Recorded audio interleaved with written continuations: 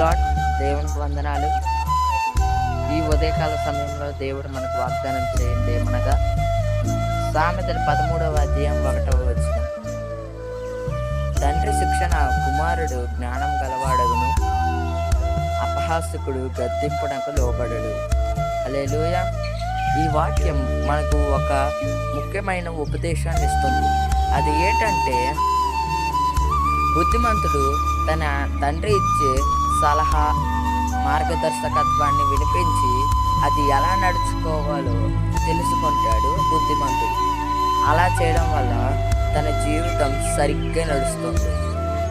అలాగే అహంకారిగా ఉన్న వ్యక్తి గద్దింపునకు చెవి ఒక్కడు. తను ఎప్పుడు సరైన మార్గంలో నడవాల్సి అనుకోడు. అందుకే దేవుని మాట విను, జ్ఞానం సంపాదించుకో. ఆమేన్.